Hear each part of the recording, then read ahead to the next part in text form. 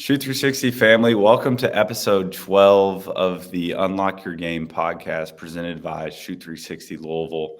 Coach Blake, we're just continuing to roll on and have a lot of fun guests on, and we're repeating with our general manager, Dean Baumert, today, and we want to get our basketball players ready for the season, and we've done some prep and what that looked like for them. And now that most of our middle schoolers are into our games and high schoolers are coming up on scrimmages, we just kind of want to go over some stuff today that's going to provide some good basketball knowledge for our kids. And Coach Blake and I are super excited to have you on, and we look forward to being able to go through that today. Absolutely. Same here, man. Before we dive into anything, we just came off the Louisville, Kentucky game. We've got three managers sitting right here, one from basketball, one from football, and one from baseball. What was like an experience that sticks out through your time? It didn't have to be when you were a part of the program, but is there any Louisville, Kentucky memories that really stick out to you?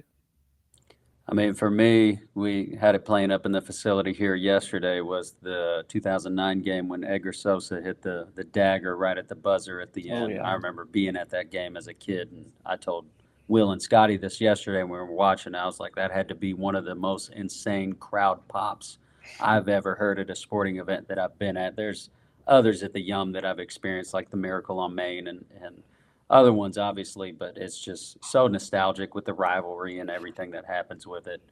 That one is always going to be up there for me. It's so funny. Other people don't really understand it, but just to kind of just go into some Louisville sports real quick before we kind of jump into this. The economy, how much our city is going to benefit just from yesterday is unbelievable.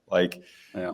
Friday, everyone's talking about the Louisville Clemson football game, football team struggling after a hard loss last Saturday. You're expecting 30,000 people there Friday. I would now expect 50, 55. Just that win alone by itself is enough to propel the fan base to believe in everything else that's going on. Yeah. So it's really cool to see that. And congratulations to our owner, Peyton, assistant coach at the University of Louisville. I'm sure he is super excited last night about that win. And just a big day for Louisville in general. So a lot of fun.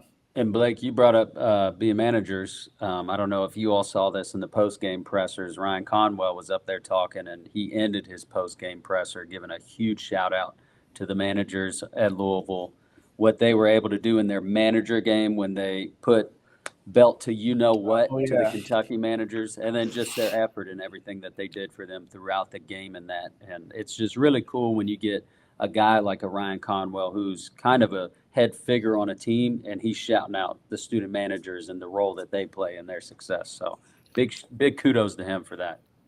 And that's just the culture. That's just the culture set over there. And that's why I always think that when you can come to a school like the University of Louisville and have it at the magnitude that it is, but have the grassroots of a group of five school in the sense of the culture and what it means, and you can integrate those, it can turn to something really special, as we saw the first year with Coach Kelsey, and now obviously off to a great start. Beating Kentucky around here is, we were talking about it yesterday. They've done it 4 times in my lifetime, Coach and Blake's lifetime. So it's this is the 5th. So it's definitely important around here. And hopefully that can turn into a trend moving forward. It's 1-1 in the Pat Kelsey era. That's all that matters. That's right. That's right.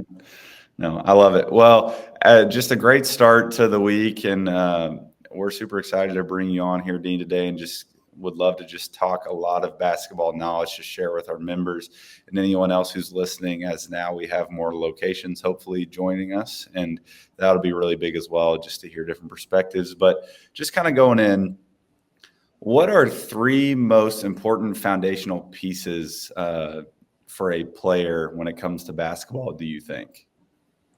I know we'll get into it later, but obviously skill is a big one.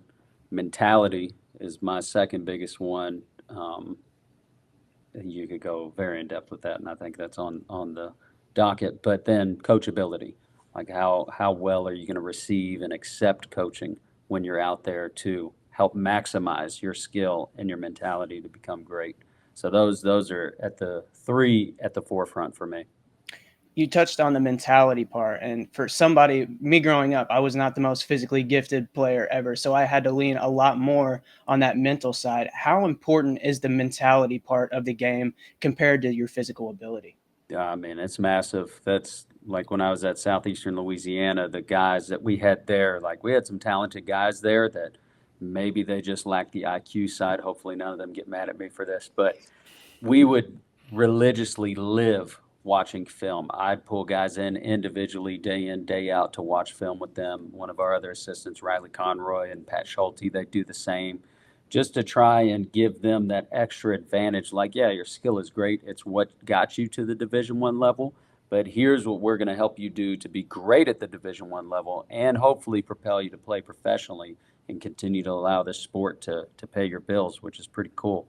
But I mean, you see it all the time, especially with this younger generation now. And I'm going to sound like an old codger that's just saying, "Oh, you all stink, and my generation's better." But I mean, it just is what it is. They live in a highlight era where they're just watching highlights of games. I mean, even Adam Silver, the commissioner of the NBA, said they're a highlight league, which is crazy to me. But like I just feel like they don't watch enough full basketball.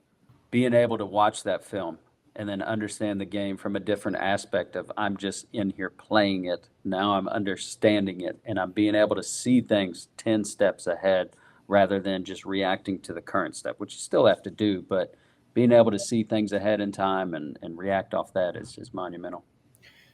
A lot of the times our coaches, people that we've had on here, I think we've talked about it when you were on here as well, Coach Maxey, and they always hit on film study is so important to the development of their game. Do you think that's the one thing that younger players might overlook, or is there another thing that you think that people just overlook that might be really important? I think that one's easily at the top of the list of things that are overlooked in preparing yourself in the game of basketball and improving yourself as a player.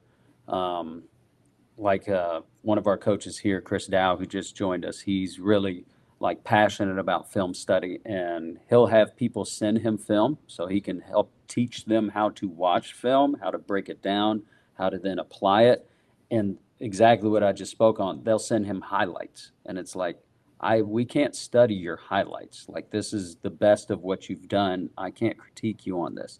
I need full game film so we can break down step by step throughout the entire game, not just what you did great. And I mean, majority of the time when I would watch film with my guys, whether it was at Eastern Aspire, Southeastern Louisiana, it would always be the lowlights. Like when we were at Louisville, we do the good, bad, and the ugly. You do want to highlight some of the good stuff that they're doing to reward guys mentally, but you can only improve off of your mistakes. So we want to try and really see that. What could we have done differently? What did we do great?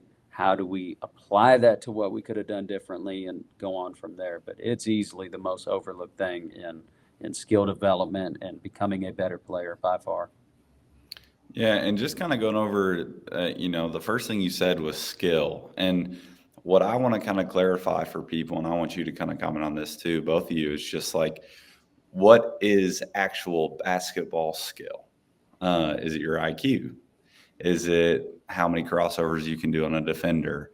Is it how you finish at the rim? Is it shooting? What is the actual skill? Because I feel like a lot of kids nowadays, and even our higher level athletes, the first thing they kind of go to if you're talking about skill is, oh, can I go tween behind cross, get to a one-legged slow stop floater and get it over a 7'2" big? Well, one, how many 7'2" guys are you playing against? And two, like, is that something that you really have to get to in a game? What is skill? Where does that need to be defined?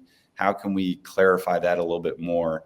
Because I think last night there were a lot of skillful guys on the floor, and it was a lot of one move, get straight to the rim, make a quick decision. It was either a finish or a kick out, and it wasn't anything else. It was playing off 2 feet. It was doing all of that. And you're talking about around here, that's, every kid looks up to a Louisville, Kentucky basketball player. Mm-hmm. And the best players in the country who are top 5, top 15, top 30 draft picks are playing off 2 feet, driving straight to the rim and making good decisions. And where is that skill line at? Because I think it just matters so much. And what's that definition look like? And I want to hear both of your all's opinions, because I think it's different for everybody. So, Blake, you can start off. I'll wrap it up. Yeah, you kind of talked on all the players that we got to watch yesterday. A person that came straight to my head of, he might not be the most physically gifted, but his IQ is on another level. He's always down in the defensive stance, and he's a point guard, making sure that everything's flowing how it should through the offense. And that's TJ McConnell for the Pacers. Like, he's not a physically athletic guy, but he's not doing all these between the legs, trying to break somebody down. He's hitting corners, trying to get the perfect angle to get downhill. And if not, he's not going to force up a shot. He'll pass out of it. And if he can't get anything on offense, he's going to bust it down to that defensive side and just make sure that if he makes a mistake, he's going to play twice as hard on defense to make sure that he can make up for that mistake. So I just think it's playing to what your game is to the most of its ability and not trying to play outside of that. So he's somebody that knows what his game is to a T. So he's not going to go out there and shoot 10 threes a game. He's going to get out there and do exactly what he knows. He's perfect on the defensive side. He's great at facilitating an offense. So he's not going to go outside of that and feel really uncomfortable in his role. Yeah, love the TJ McConnell shout out, current Pacer, former process Sixer. Love that guy. But yeah, I mean, I was going to say pretty much the same thing as Blake. For me, skill is what you are good at, what you excel in. That is your skill set. So, but when you're looking at a broader term, I think is what you're getting at, Will. Skill is a mix of different things, but it really just comes down to like those core basics of basketball. Can you finish? Can you shoot? Can you dribble? Can you pass? Can you defend? Like those 5 pillars, like that, you have to excel. To me, I've always said you have to excel in at least 3 out of those 5 to be a competent player, somebody that can be on the floor consistently. And if you excel out of 5 of those 5, then you're talking about special players like a TJ McConnell that they're playing at the NBA level, Michael Brown Jr., who we saw out there last night, just going absolutely nuclear on our rival. But that's, to me, what breaks down kind of skill for me. No, 100%. And I completely agree. I just want to make sure that everyone watching understands what skill is in this game. And it's not just exactly what we talked about in that film study. It's not just a highlight tape. Yeah. That's not skill. I'll be honest, I scored less. I didn't score a lot of points in high school. You can go to my highlights and you would think I would have scored 20 points a game. And there was no way. So I just want to make sure that we understand like the emphasis of film study and what skill actually is, and making sure that we can define it. And it's not just defined by what we put on our highlight tape or what we see from some of these NBA guys or the people that are put in front of us. 1, they worked really hard to get there, but 2, that's not their foundations of their skill. That's just the benefits of their hard work. And just kind of going back to your point on coachability, I think that's when you want to talk about overlooked, that's definitely something as well that a lot of players don't get to hear because they don't really know what it is. They kind of hear, well, you're just not listening or you're not paying attention. Well, that all falls under the coachability aspect of it. Are you willing to receive criticism or feedback in a manner of, okay, that is going to make me better? And, that's something that I think a lot of times kids don't really understand what's coming to them. They just hear it as criticism, or they're attacking them in some sort of way or doubting their ability, whatever it might be. But it's the opposite. And there's definitely, Dean, you and I know, and Coach Blake knows, like there's definitely a factor of how you can do it. There's a right and wrong as a coach. But a lot of the time it's in the best interest of the athlete and the team, and how we can get better. And that coachability it's so important. And I hate for kids to overlook that. If you can stare your coach in the eyes and listen and make the adjustments they're telling you, 1, you're going to find around the court, but 2, you're going to get better. They're trying to help you clean up some habits that you might have built in prior situations that are going to help you succeed. So coachability is super, super important for our athletes. And we've talked about it on this podcast before, but it's good to emphasize it over and over again because it really is important. Yeah, I mean, that's always, to me, well, there's several things, but that's a key factor in like the difference between a good and a great player. A good player is sometimes coachable. They may do what is best for the team, what the coach is telling them to do. And then the other times they're like, screw this, I'm going to do my own thing. And I know what I'm doing out here. And then the great players, like, they run to coaching.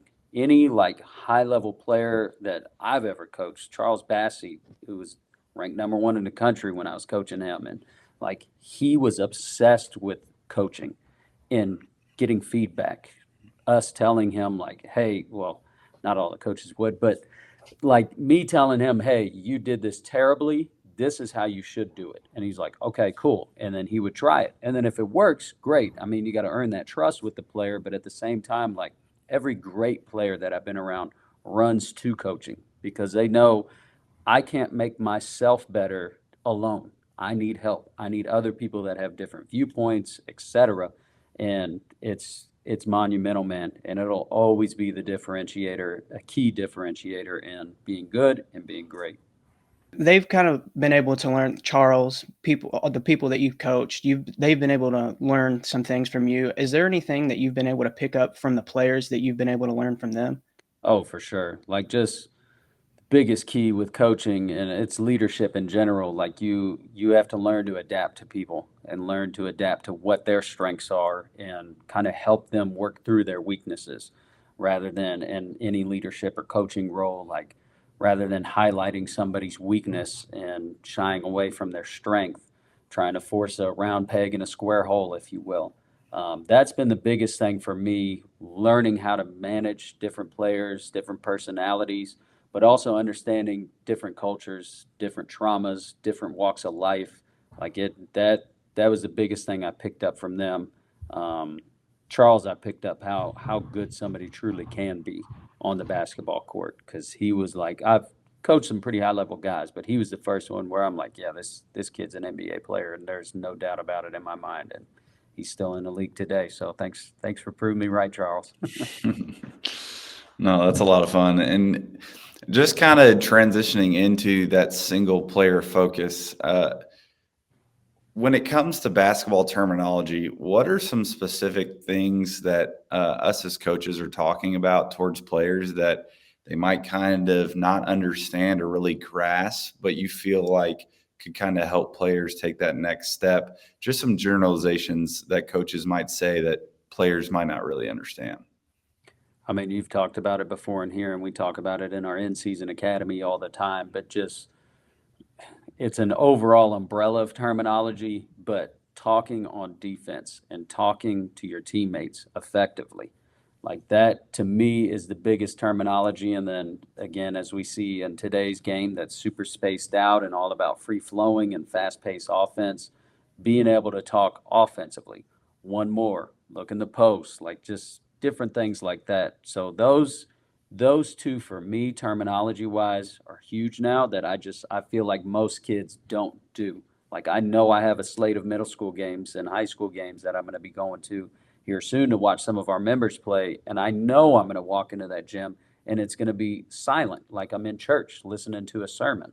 And it should never be like that. And it's going to make me cringe, and I'll deal with it. But those are like things that always then stick out to me in youth basketball. It's not positive talk on offense, and there is absolutely no talk on defense.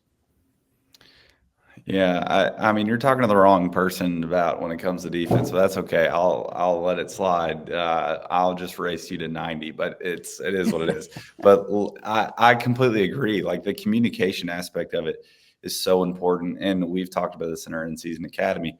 Just our ability to find someone who got the same number.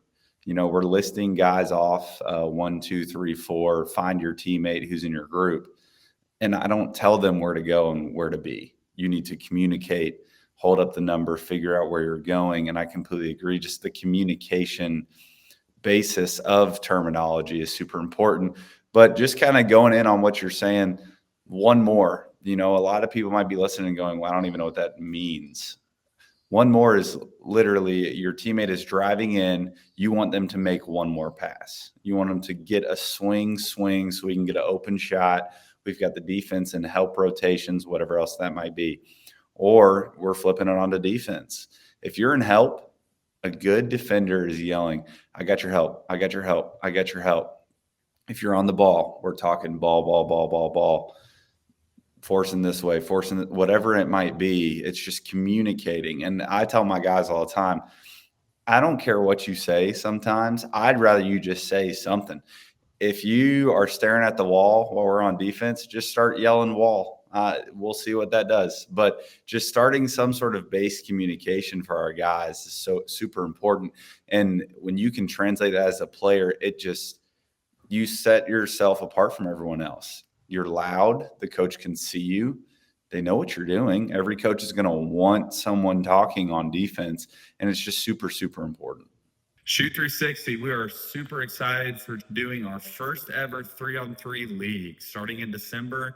It is 4th and 5th grade co-ed, and we are so ready for you all to come join us, as we will have plenty of games, plenty of learning going on, and continue to develop and get better throughout the basketball season. What are some things coaches expect from players that they might not directly tell them, but they definitely expect it from them? I'd probably say accountability, like punctuality, just holding yourself accountable to not just the program standard and the culture standard, the coach's standard, but you should have your own standard that you hold yourself accountable for. And I've fallen victim of this in my coaching career, like just kind of expecting and not telling somebody, hey, you need to be accountable. Like, unfortunately, not everybody in this world is, but when you are, like, you just think it as if it's common sense. Like, yeah, of course they should be accountable, but not everybody's brain works that way. And that's something that I think gets overlooked a lot and not spoken about by coaches, because I mean, you shouldn't have to speak about it, but unfortunately, this generation's a little bit different. So that's something that stands out to me a ton, is just accountability, that you think it's going to apply and it doesn't, and you have to find ways to instill that in your players.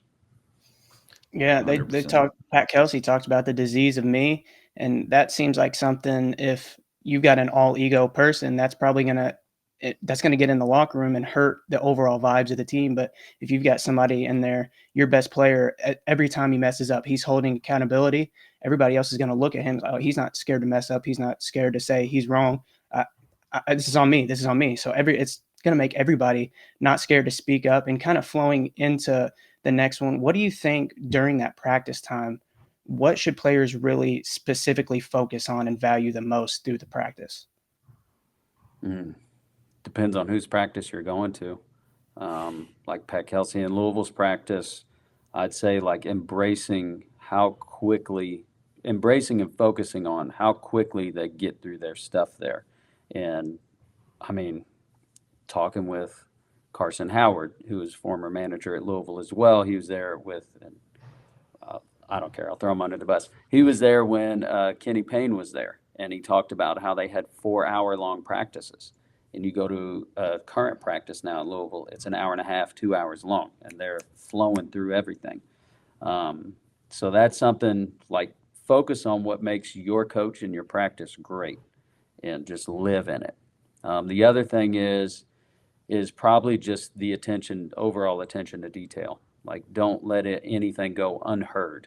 Don't waste time chirping with your teammates and not staying focused throughout the practice. Like, make sure that you're soaking everything in like a sponge, so that way when you do go in, and for those that don't know, college players watch practice film as well. They don't just watch game film. They watch practice film. So that way when you go in to watch that practice film, either with yourself, a teammate, or a coach, you didn't miss anything in that day because you soaked it all in and you heard it. And now when you go in with the coach especially, it's going to get repeated, but you almost don't need the coach to repeat it because you were so laser focused in that practice.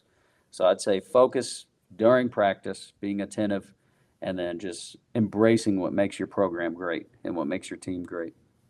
And just to kind of share with our members and parents who are watching too, because you can relay this as well, and you can tell them Coach Will and Coach Dean said it, so that you might not get any backlash on it. I know some of the parents coming in here, they just don't listen to me, so we're just going to hand them over to you. So, but why you want to set this foundation of focus and attentiveness and practice is even when you get to high school, and this, I really think this would be the specific reason when you are scouting or you're doing scout team stuff for maybe the 5 guys who are expected to play, your role is now either both ways is to do whatever you can to win the game.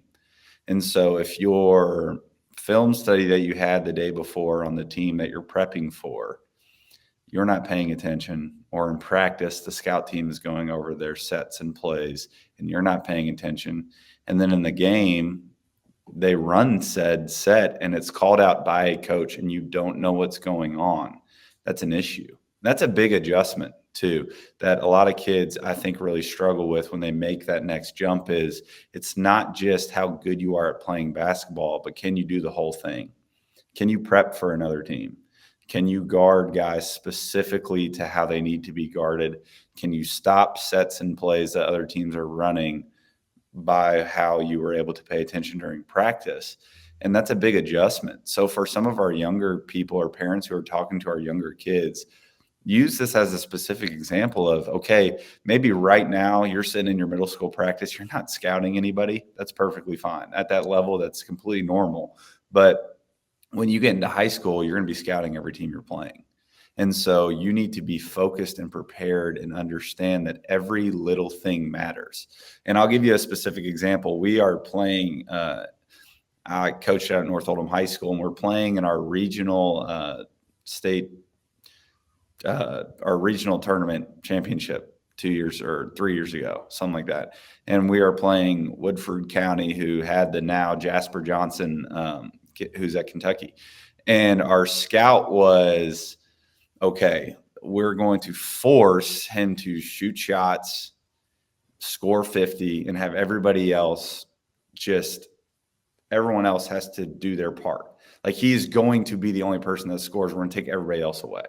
And, you know, a lot of coaches flip that script. We're going to keep him to 0 and make everybody else beat us. But we felt confident in the fact that if we force him to take a lot of shots, we could force him into some bad shots, get into some quick transition, whatever else. And doing that, our guys were attentive in the scout. They knew what we were looking for. So when he drove, we stayed attached. We overextended help. We made and forced him into uncomfortable jump shots, dribble pickups, etc. That scout won us a game against the number 5 team in the state of Kentucky. And at the time, we had won 18 games. We weren't even a 20-win team playing in Rupp Arena. The following year, we play him again. We have a similar scout, and we had different guys on the team, and we didn't take the scout to the same necessarily extent or focus that we did the year before, and they beat us. And that's just a specific example of how important it is for us to have that focus and attentive in practice. You know, whether you think you've done it before or not, it changes every time. Something's different. You never know what's coming. So pay attention, focus, and build that foundation early. And just continuing to work through this and helping our members and our parents just learn, how would you help a player increase their IQ on the floor? Biggest thing, we just already harped on it, is watch more basketball. Don't watch more highlights. And then also, while you're watching basketball, try and pick players that kind of resemble your play style. So like for me, growing up, my favorite player was Allen Iverson. I could never in my wildest dreams play like Allen Iverson. So I'm not going to go out there, and maybe there are a few times I practice his crossover, but for, Stepping over a couple people. For giggles. That's fine, as you should. But like, have a little swag. Being a Sixers fan at that time, they had Kyle Korver, and he's flying off screens, and he's a really good shooter. And I'm like, that fits more what I'm good at. So let me focus on, like, what is he doing? What's his footwork? What's his timing? Like, all that stuff. How is he able to be effective in his role? And that's what I always urge players to do is try and find somebody that resembles your playing style, whether it's an all-star player or not. Like Blake mentioned TJ McConnell. Like I feel like every kid that plays the point guard position in the entire world should be watching TJ McConnell. And there's many other guys that I could name at that position, but it's like it may not be the flashiest of names. One of Coach Will's favorites, Peyton Pritchard, like just Oh, yeah. plays the position to such an exceptional level, but does it with a moxie and poise to where it's not like a flash in a pan. Oh, he's an all-star, no brainer. I mean, these guys are really good players, but whether it's a college game, NBA game, high school game for our younger members that look up to our high schoolers, find somebody that fits your play style and try and mimic and learn what makes them great. And then when you're watching games, don't just watch it to watch. Watch to learn the game of basketball.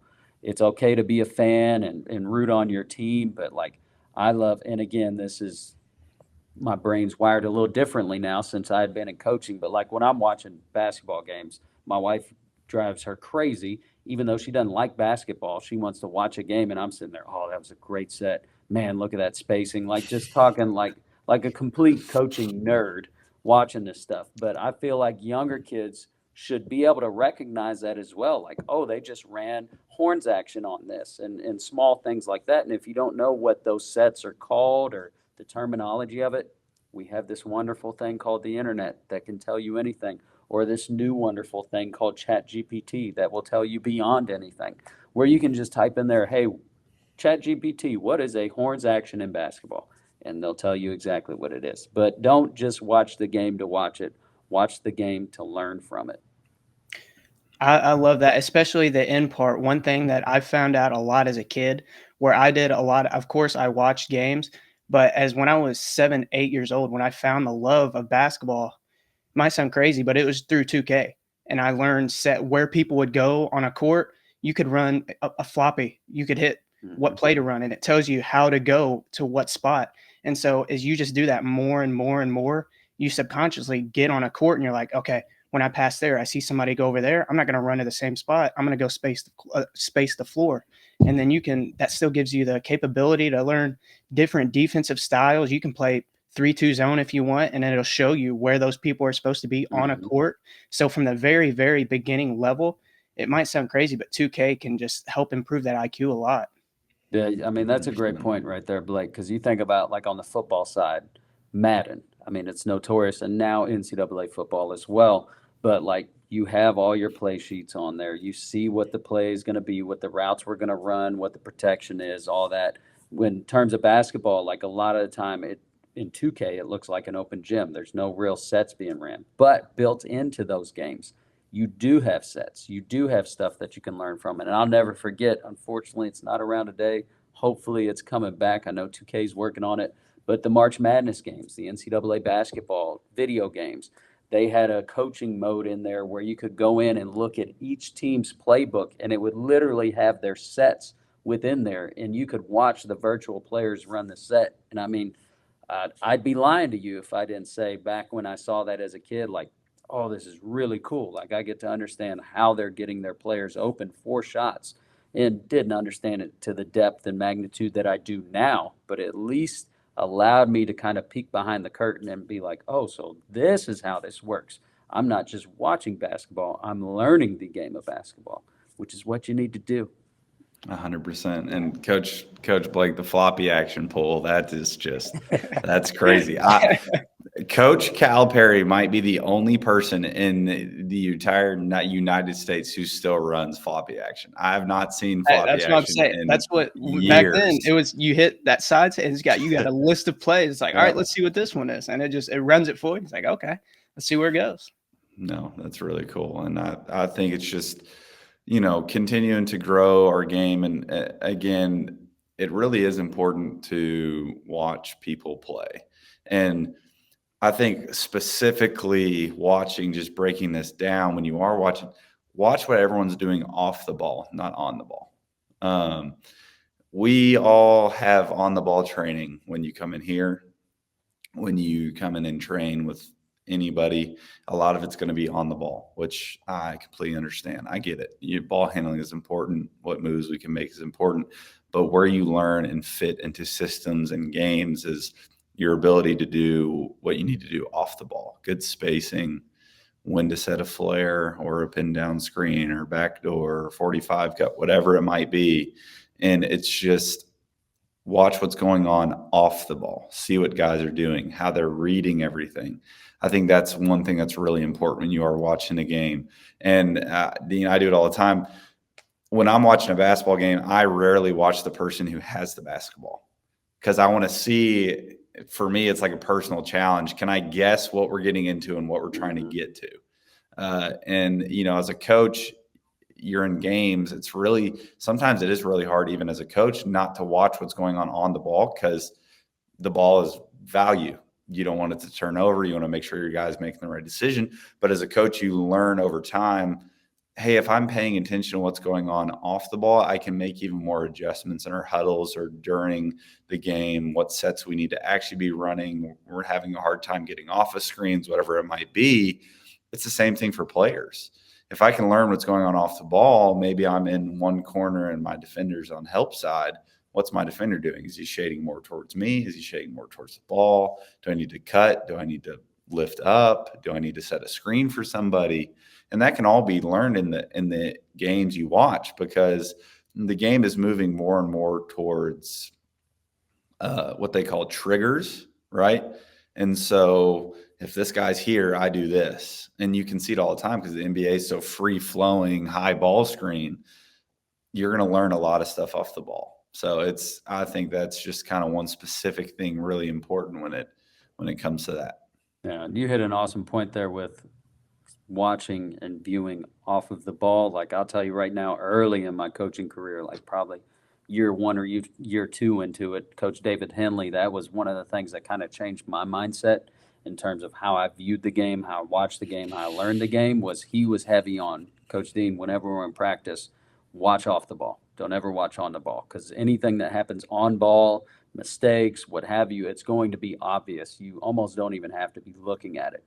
But what's crucial and pivotal to everything we do is off ball. So if you're seeing off ball mistakes and exactly what you touched on, Will, like as a coach, you're able to react and adjust and problem solve way better seeing what's going on off the ball. Because a lot of times on ball isn't the detriment of what's going on.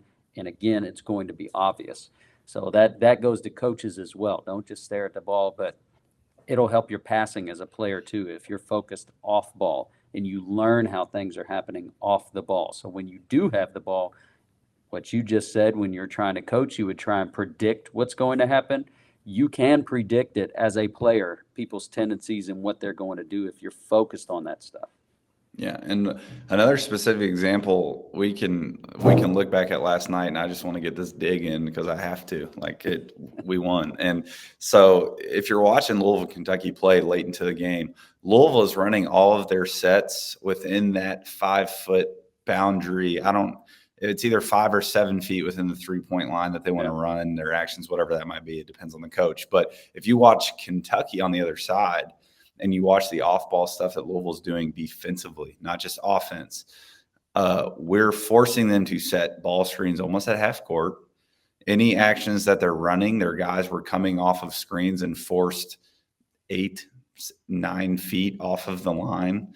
And I mean, they hit some shots and made some plays last night. But as a coach, when you go back and watch that film, you're going to be really, really emphatic about the fact that you're forcing teams to run their sets and actions 10, 8, 9 feet off of the 3-point line.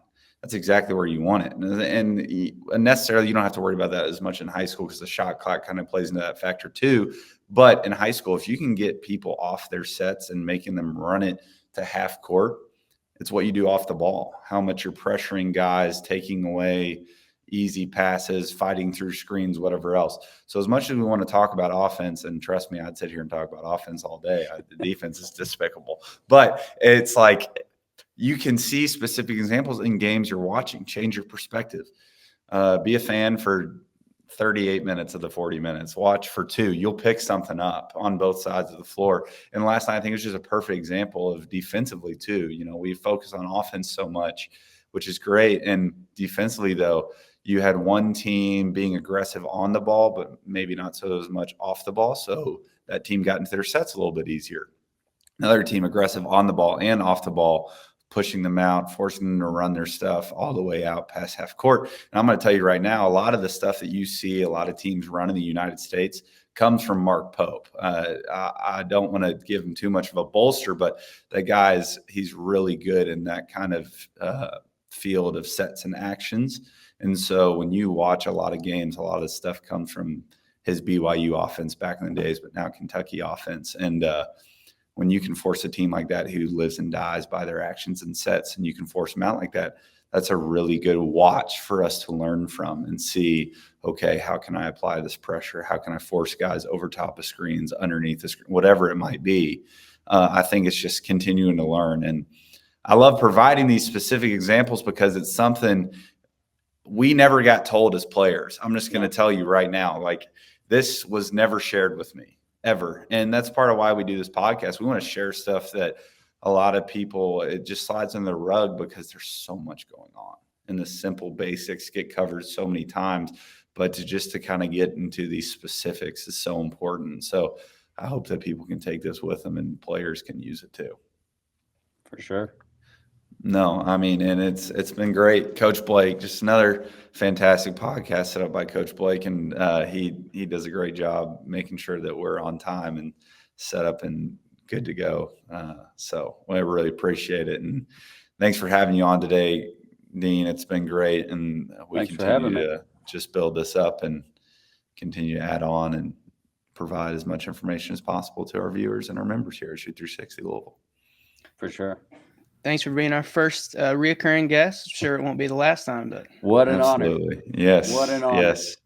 And Alani's next, whether she knows it or not. Alani it's coming. Sinclair, former Indiana great all-time three-point shooter there. So she's in Shoot 360 corporate. She'll be phenomenal. Can't wait. Well, Dean, you have a great day and really appreciate it.